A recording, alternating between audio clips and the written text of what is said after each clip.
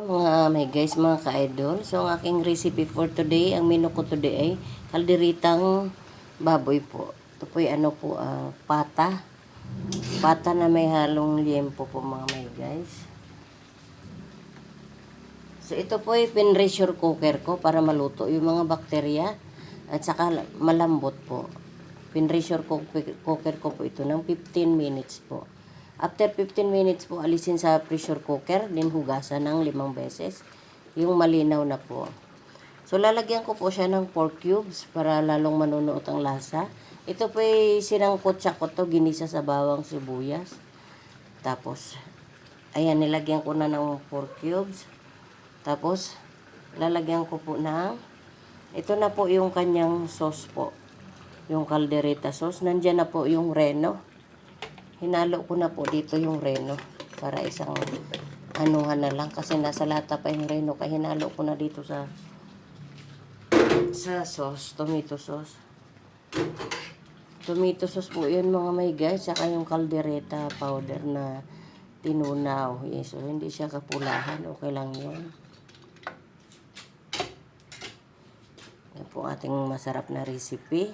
Kapag magluto po ng karning baboy, hugasan ng maraming beses bago pakuluan.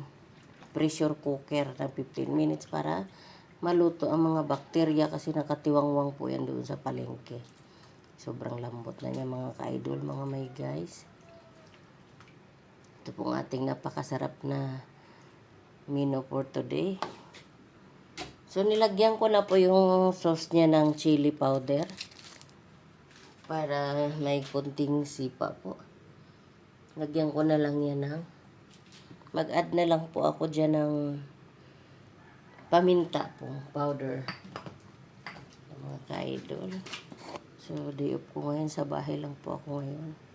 Ayan, damihan ng paminta powder. Ayan. Tapos, meron din ako dito yung lemon mga may guys, pampatanggal ng lansa. Ayan. Kasi dapat ito may pickles to eh. So, wala akong pickles. Ito na lang po. Pampasarap din yan, pampabango. Ayan. Pinigang lemon. Yung kulay dilaw. Malalaking bilog yan po. Ayan. Ayan. Ang ating napakasarap na caldereta mga may guys. Tapos, ito po ang green peas po mga may guys. Yan. Po ang prime green peas. Mega prime green peas. Tinanggal ko yung sabaw niyan kasi hindi yun pwede dahil mapapanis ang ulam.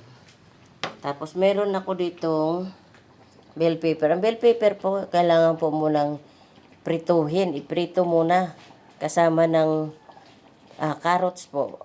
Hindi po ako nag-ano ng patatas kasi ayaw ng mga anak ko ng patatas.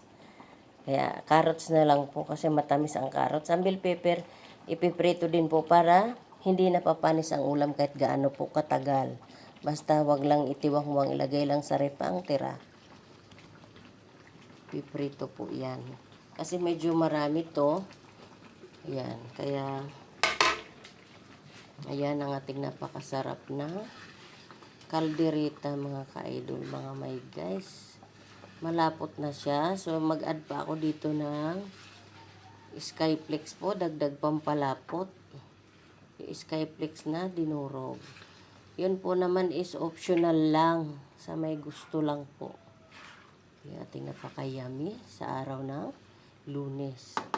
Ulam natin. Kasi, yung kusina ko bumabaha na. Ipapagawa ko kung makahanap ng gagawa. Ayan, ilagay ko na itong para pagka gustong kumain ng gagawa, edi ito ang ulam niya, caldereta.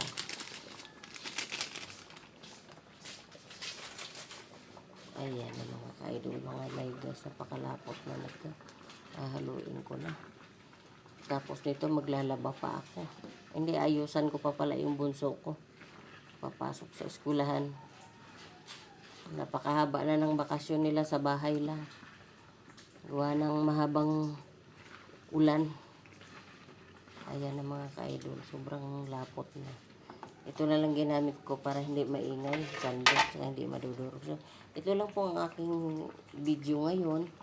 Pang-upload sa TikTok account ko, saka sa Facebook Reels. Ayun na mga ka-idol.